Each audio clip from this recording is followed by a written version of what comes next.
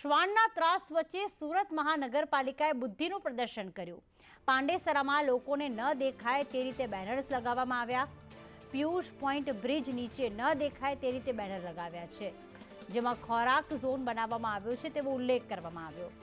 કૂતરાઓનો ત્રાસ રોકવા ખોરાક ઝોન બનાવવામાં આવ્યો છે, પરંતુ અહીંયા દેખાય નહીં એ રીતના બેનર્સ લગાવવામાં આવ્યા છે।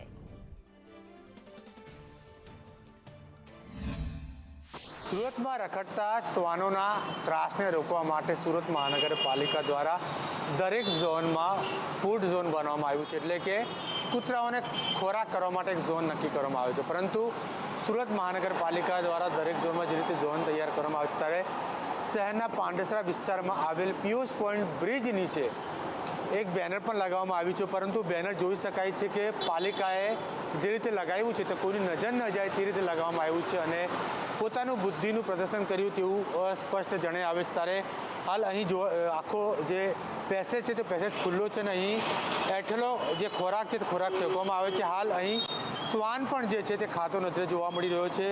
મહત્વની બાબત એ છે કે છેલ્લા 4-5 વર્ષથી રખડતા શ્વાનનો ત્રાસ વધ્યો છે। આ બેનર લગાવવામાં આવ્યા છે, તે બેનર કોઈને દેખાય નહીં તે રીતે લગાવવામાં આવ્યા છે, એટલે એક પ્રકારે એસએમસીએ પોતાનું બુદ્ધિનું પ્રદર્શન કર્યું તેવું હાલ નજરે જોવાઈ રહ્યું છે। કેમેરામેન ભૂષણ ચૌધરી સાથે જયેન્દ્ર પાંડે, સંદેશ ન્યૂઝ, સુરત।